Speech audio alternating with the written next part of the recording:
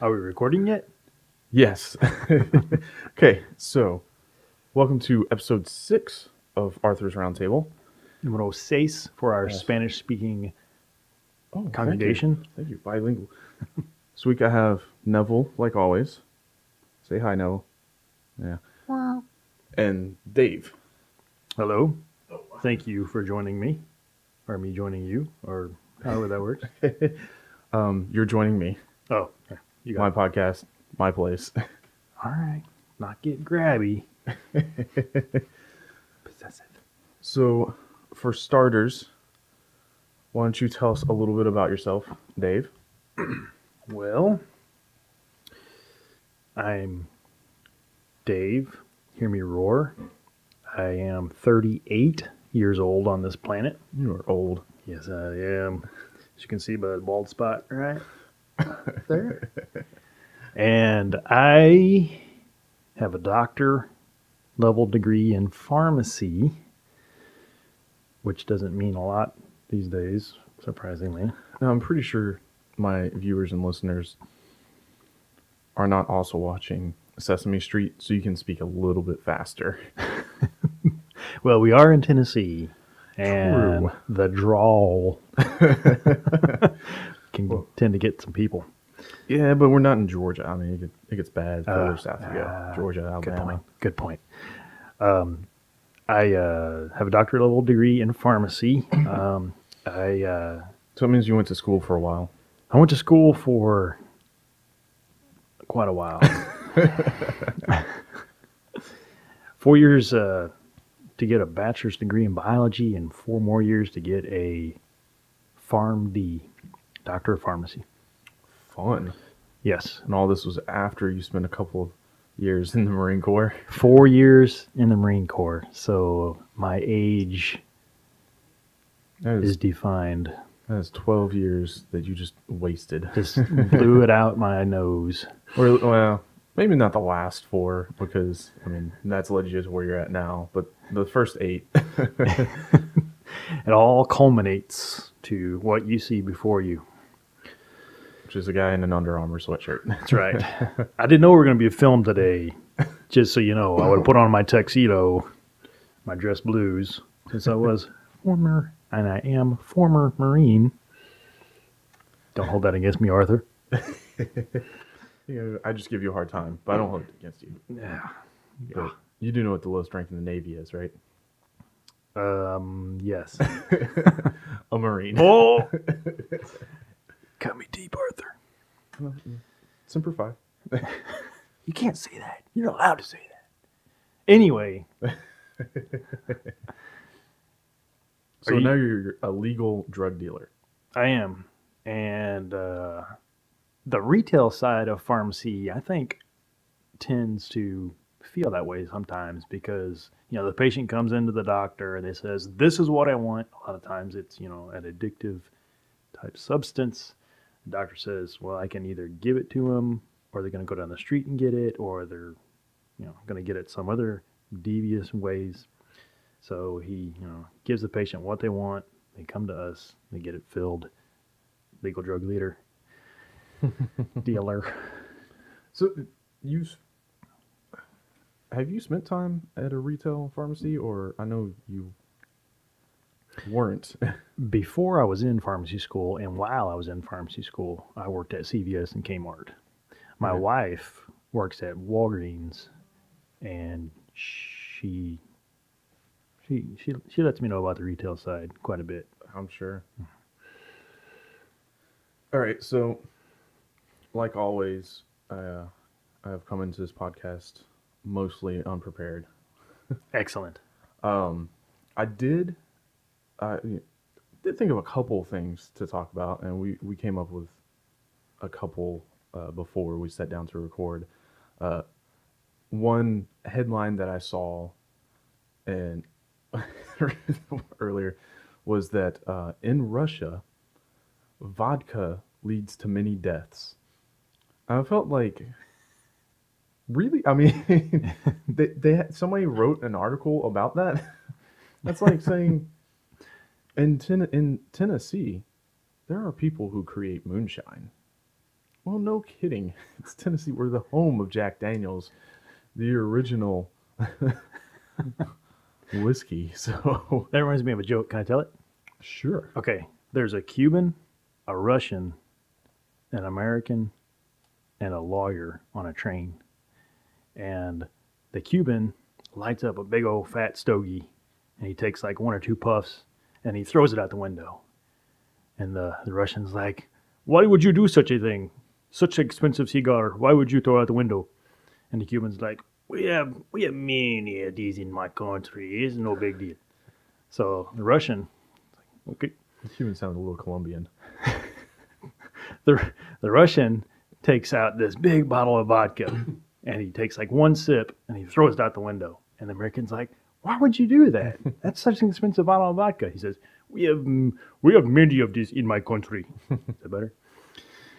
And so the American takes a lawyer and throws him out the window.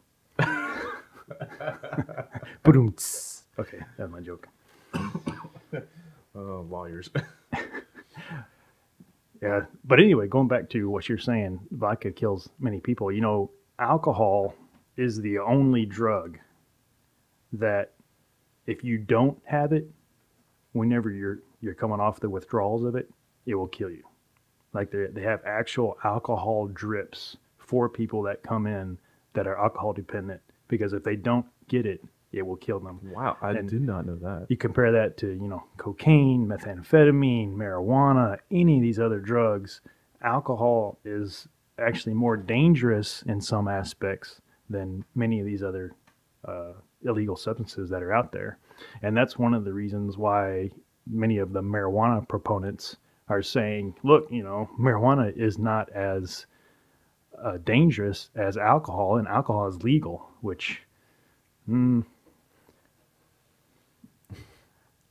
torn on the issue. May or may not be may not be true. They have shown that it does affect the memory, marijuana does, and things like that, but it doesn't seem to impair your senses as much as being intoxicated. And Neville has joined us again. Oh, come here. Hello, Mr. Neville. That way. All right. Yes. There we go. Say hi again. I'm trying to keep him away from, stepping on stuff he shouldn't, like my keyboard over there. That's an interesting point. I always feel like a lot of the people who are proponents or, support the legalization of marijuana, they're always like, well, there's been 0 deaths of marijuana overdose.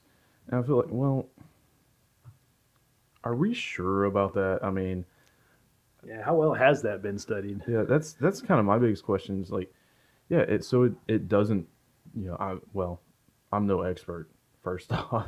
Yeah, well, I haven't dabbled in any illegal drugs and I haven't gone to school for something like pharmacy. But it certainly seems like, yes, it is kind of the mellowest of, it's not a hardcore drug like cocaine and meth and whatnot, but it certainly could still cause problems. Yeah, yeah. Much in the same way, while yes, you can die of an alcohol overdose, alcohol poisoning. I'm pretty sure more alcohol related deaths are just related to what you do while you're under the influence of it. Yeah. And I feel like, they try to leave that out. Like, I'm pretty sure stupid shit has happened when the people have been high. Yeah. I'm no expert either, and at pharmacy school they explain the drugs and they say how it works, and they say here's the side effects and the adverse effects and things like that, and then they test you on it, but they don't necessarily make you an expert, and nobody's an expert until they've really delved into the field and studied it. But just the things that I've seen and read and picked up through my career, it looks like to me, just from face value, that it is slightly more benign than alcohol. Should it be legalized? I don't think. I think it takes somebody smarter than me to figure that out. And would I use it? Probably not. Definitely not if it was illegal. But Why? I mean, something tells me even if it was it. Well, actually, I know for a fact, being a member of the military, it would have to be legalized federally, for me to even consider using it. And even then, I'm not a fan of the idea of smoking something, regardless of what it is. yeah, And and I would bet that the military would even if it was federally legal, military would be like, well, you shouldn't be on duty performing whatever your job is with this in your system. yeah, So it would still they would still test for it, and they would still be a maybe not an automatic kick out, but it's a counseling and all yeah, that fun stuff. yeah. So, um, interesting topic to start with. Uh, something that we mentioned before. Again, we started rolling was energy, and the fact of nuclear energy versus hydroelectric versus solar. That we didn't really get into, but something I wanted to say. Every now and then you see somebody talking about nuclear energy and like claiming how awful it is, and of course they have my cat creating problems is really what it is. I mean, they'll point out the incident in Japan where they had a reactor meltdown because they were not able to utilize the emergency cooling system, I believe. Again, I'm no expert, um, but my understanding of how it works is, of course, if you lose control of the actual reactor, they flood it with water to kind of shut things down. And something that we do in America is literally put the water in tanks so that in the event of absolutely zero electrical power, you can still open a valve, gravity can take care of it. And in Japan, they did not have a system like that. And so that's what caused they weren't able to cool the reactor, and it melted down. And then there was a leakage, and this was all after the tsunami had hit, or earthquake. Was it earthquake or tsunami? Tsunami. And Yeah. but what I'm going towards though is that I feel like a lot, nuclear power gets a really bad rep because because people think nuclear, they think bombs. I mean, Yeah, yeah, that's the first thing a lot of people they come think, to mind. and really though, if you think about it, you know, that'd be if when I thought of a car, I didn't think of a mode of transportation, but I thought of multiple controlled explosions. But I left out the word controlled and just multiple explosions that somehow got me from point A to point B. Yeah, within the engine. Hmm. Yeah, because I mean that's all it is. Yeah, yeah, absolutely. And so I think it gets a bad rep personally because it doesn't produce any pollution to my understanding. I mean some toxic waste, mostly when they shut it down. Well, I think that's the problem is um, whenever it's in operation and everything's working well, um, I think it's relatively no pollution. But whenever it gets to the end of the uranium life cycle, Hmm. um, what do they do with all this radioactive material? And I think it's uranium and boron, and the boron is what soaks up all the excess uh, electrons and things that are flying around Yeah. and particles and makes it radioactive. So you got this radioactive waste that's decaying and possibly killing anything around it.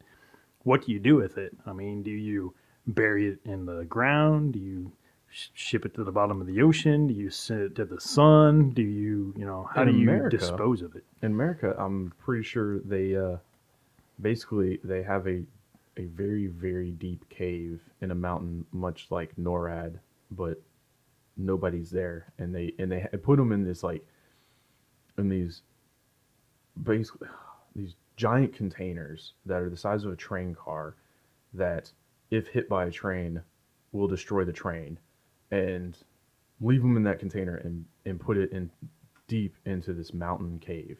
Mm-hmm. Unfortunately, that's America. I don't think there's a world answer for it. Mm-hmm. But then again, I mean, I don't I don't think a ton of countries across the world are using nuclear. I mean, certainly Iraq and Afghanistan aren't. Just to name a couple of countries. I bet, Not yet, anyway. yeah, not yet. Yeah. Who's it? Iran. Iran. Yeah. Yeah.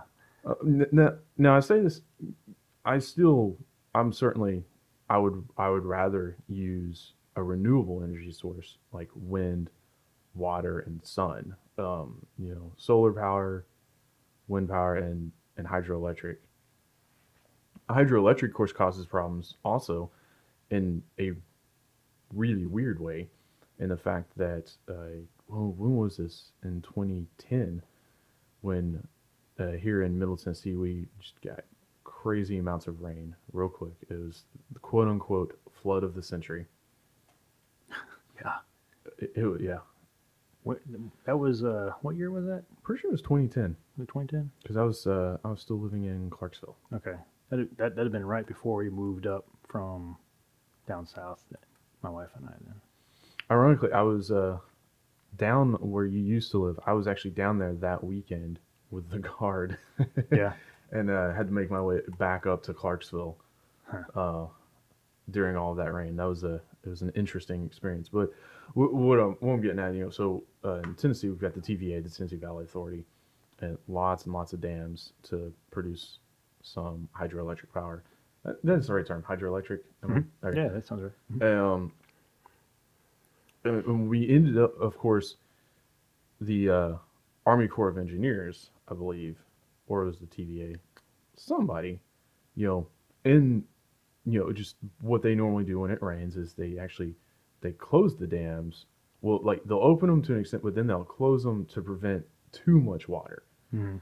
and wait for the rain to stop, and then they open them and start letting water out. Well, I know we got so much rain at that point that some of the dams were close to spilling over the top.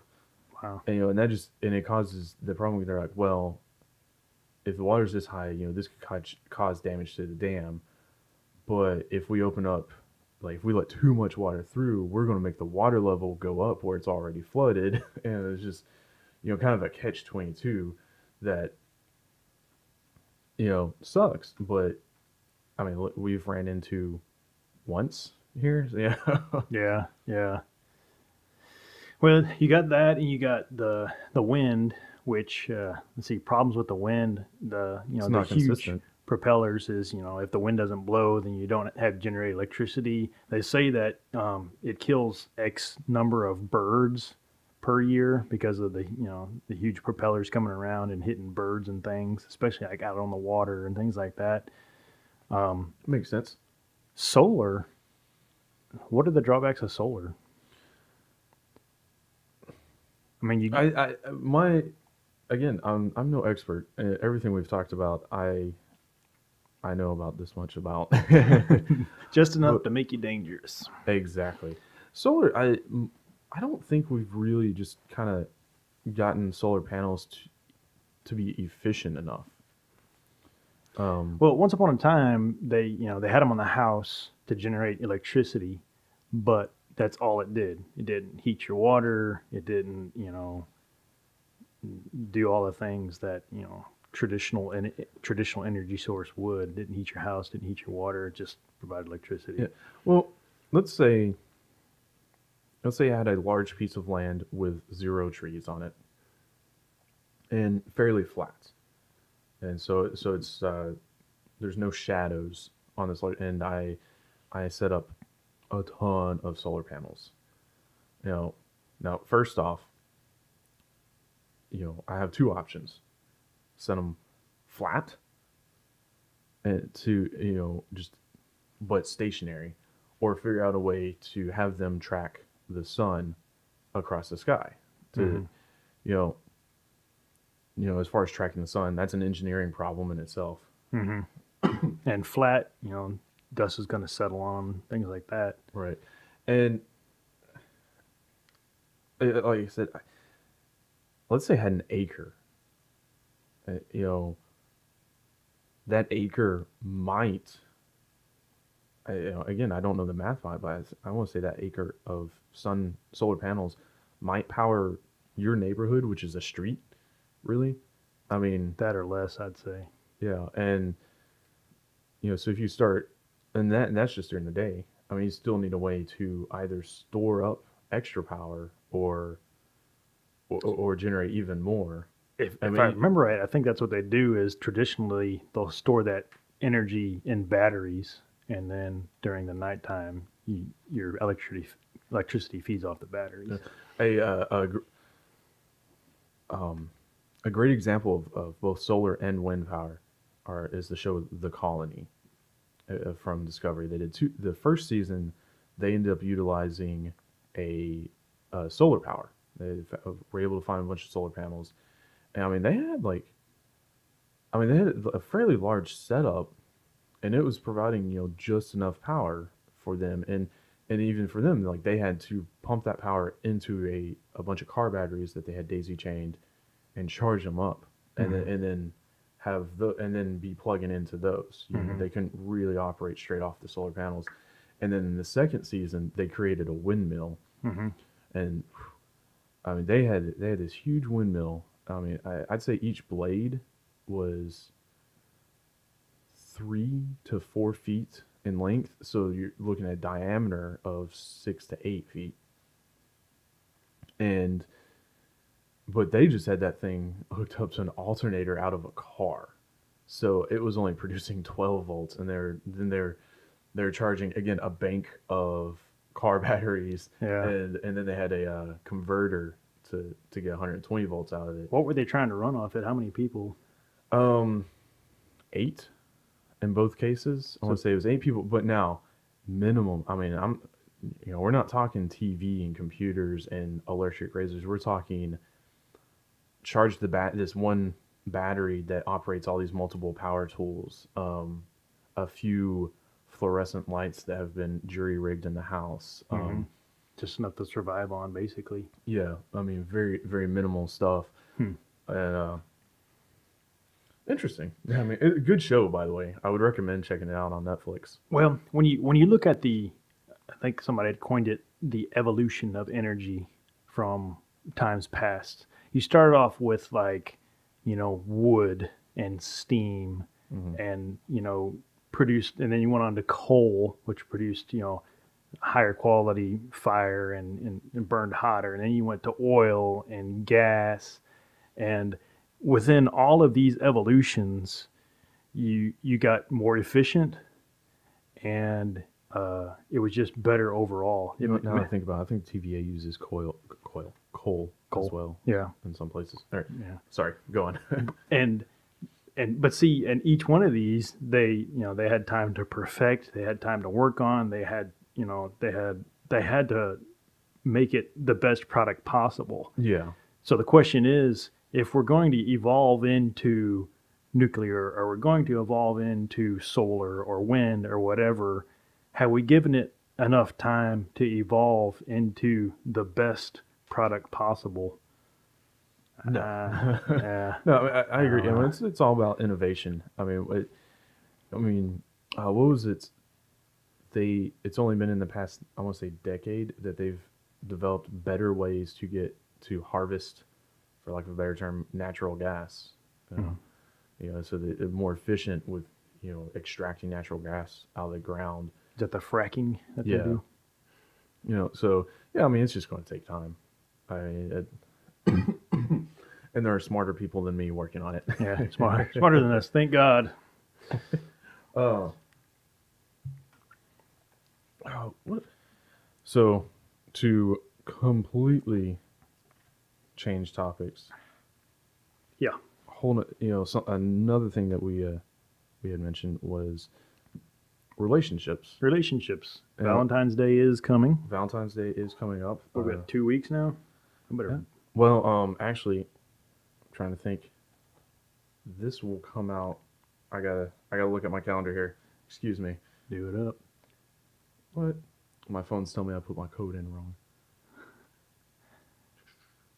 This will come out actually the week before Valentine's Day. So if you're listening to this, Valentine's Day is next week.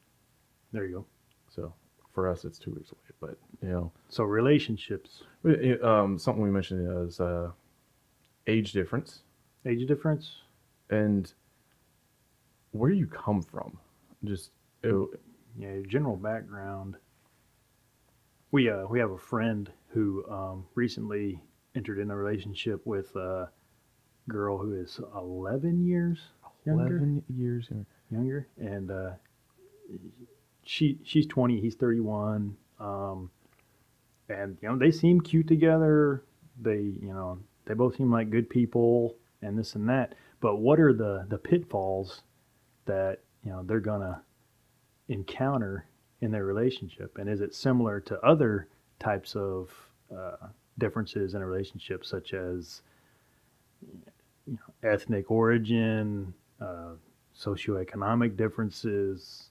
Well, now you see a lot of times, where like older people, like somebody that's in their 40s hooks up with somebody that's in their 50s, and it works out just fine. True. Now, part of the reason though I would have my doubts about a 20-year-old and a 31-year-old is the 20-year-old has barely started life. They are still in school. They may have a job or two that they're working in and supporting themselves, but they're still in school. They haven't figured out exactly what they're going to do. They haven't settled down into the routine, whereas the 31-year-old has. Now, while they may get new jobs, later down the road, it's still going to be in the same career that they're already in. Like they know what they're doing. You make a good point. And that 20-year-old, has just went through a massive developing process from the 15 to 25 year mark there. The 20 to 25, they say, is just as developing in the personality and who you are and what you want to do as the 15 to 20. Based on my life experience, I completely agree. I mean, yeah, I'd say it wasn't until I was 25 that I kind of figured out really who I am, how I look at life. I'm still working on that career thing personally, but They say the average college freshman changes their major like 8 times now or something before they can figure out what they want to do, and even then it's not always set in stone. yeah, gosh, I mean that's a whole different topic, but I feel like America really pushes people to go to college, and we shouldn't. Mhm. That's I could spend an entire 30 minutes probably talking about that. Yeah, education is a whole nother subject. But back to relationships. Yeah, so definitely a rule of thumb for me is if they're not old enough to drink alcohol legally, and it's not because like it for a couple of reasons. First off, I definitely enjoy going to a microbrewery and trying new beers. If you can't try that with me, like to me, that's oh, what's the fun then? Like, Well, you know, and that's one of the examples of many pitfalls that a age difference like that needs to know that they're going to encounter. If somebody is so chaotic in their personality and it hasn't developed yet and it hasn't stabilized, mhm. the older person needs to take that into consideration. And if one of the people really likes to drink and really likes to do more adult type activities, and I don't mean that in the sentinel sense, then you know the younger person, they need to know that they're going to be missing out there for a while Mhm. until that younger person gets the personality stabilization, the legal drinking age, the things that they don't have at that time. Yeah. Now that being said, just like 1, 2 years difference, not a big deal. I mean, if you're talking, you know, for a point of reference, graduated high school around the same time, you know, okay, you know, Generally speaking, yes. yeah. I mean, as far as people that are 30 and younger, yeah, Yeah. If an 18-year-old's dating a 15, 16, it might be kind of yeah, weird. yeah, you start to get into legal issues there. Well, yeah, you make a good but point. but but also, like you said, I mean, I Both being know G-rated. from I'd say from the age of 16 to the age of 25 every year. So I was 16 and I turned 17. I looked back at myself as a 16-year-old and man, I was an idiot back then. And then next year I turned 18. I looked back at 17-year-old Arthur and I went, man, I was an idiot. I basically did that every year, looking back at myself uh, until about 25, 25, 26. I was kind of like, all right, I've figured out who I am. I've continued to do that ever since I mean, 38 years old now. Every year I keep saying I mean, I still look back at myself and I'm like, well, that was dumb, Arthur. that. But at the same time, I'm like, yeah, I would still have done it that way. But when you compare the age differences to, say, a ethnic difference, if Arabian dates an Indian,